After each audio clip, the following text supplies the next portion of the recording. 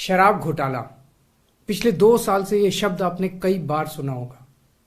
2 साल से बीजेपी की सारी एजेंसीज कई रेड मार चुकी हैं, कई लोगों को गिरफ्तार कर चुकी हैं, लेकिन अभी तक एक भी पैसे का हेरफेर कहीं नहीं मिला, कहीं से एक भी पैसा नहीं मिला।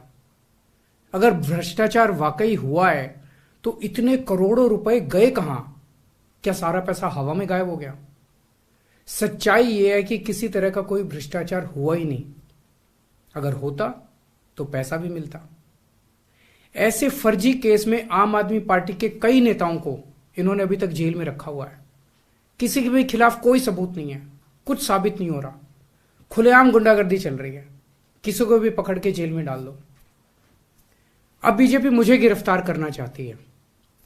मेरी सबसे बड़ी संपत्ति, मेरी सबसे बड़ी ताकत मेरी ईमानदारी है। झूठे आरोप लगा के, फर्जी सम्मन भेज के ये मुझे बदनाम करना चाहते हैं, मेरी ईमानदारी पे चोट करना चाहते हैं। इन्होंने मुझे सम्मन भेजे हैं। मेरे वकीलों ने मुझे बताया कि ये सम्मन गैर कानूनी है।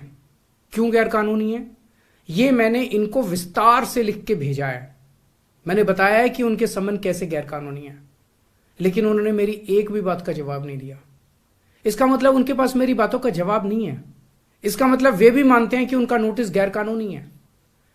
क्या मुझे एक गैर कानूनी सम्मन का पालन करना चाहिए? अगर कानूनी रूप से सही सम्मन आएगा तो मैं पूरा सहयोग करूंगा। बीजेपी का मकसद जांच करना तो है ही नहीं। इनका मकसद तो लोकसभा चुनाव में मुझे प्रचार करने से रोकना है। ठीक लोकसभा चुनाव के पहले इन्होंने मुझे सम्मन भेजा है। क्यों? इस जांच को चलते 2 साल हो गए। अभी ठीक लोकसभा चुनाव के पहले मुझे क्यों बुलाया जा रहा है? पहले क्यों नहीं बुलाया? सीबीआई ने मेरे को 8 महीने पहले बुलाया था। मैं सीबीआई में गया था, उनके सारे जवाब भी दिए थे। लेकिन अब ये लोग ठीक लोकसभा चुनाव के 2 महीने पहले मुझे बुला रहे हैं। तो बीजेपी का मकसद कोई पूछताछ करना थोड़ी है। इनका मकसद है पूछताछ के बहाने केजरीवाल को बुला लो और उसे गिरफ्तार कर लो, ताकि मैं लोकसभा चुनाव में प्रचार ना कर पाऊं। आज बीजेपी भ्रष्टाचारियों को नहीं पकड़ रही, बल्कि खुलेआम ईडी और सीबीआई का इस्तेमाल करके दूसरी पार्टियों के नेताओं को तोड़ के बीजेपी में शामिल करवाने का काम किया जा रहा है। एक नहीं, 2 नहीं, कितने उदाहरण हैं जहां किसी पार्टी के नेता के खिलाफ ईडीआई सीबीआई के मामले चल रहे थे या उन पे गंभीर आरोप लगे हुए थे। जैसे ही वो नेता बीजेपी में शामिल हुए, उनके सारे पुराने मामले बंद कर दिए गए या ठंडे बस्ते में डाल दिए गए।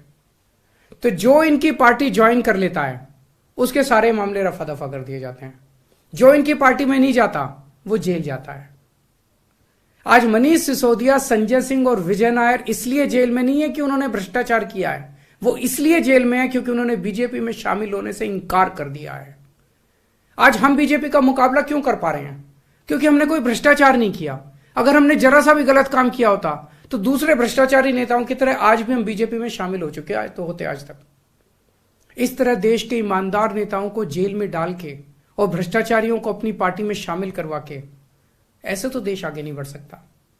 ये क्या चल रहा है? ये जो कुछ भी चल रहा है बहुत खतरनाक है।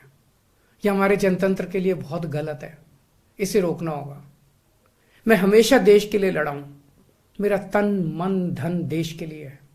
मेरी एक एक सांस देश के लिए है। मेरी खून की एक एक बूंद देश के लिए है। मेरे शरीर का एक एक कतरा देश के लिए समर्पित है। हमें मिलकर देश को बचाना है। मैं पूरी जी जान से इनके खिलाफ लड़ रहा हूं। आपका साथ चाहिए।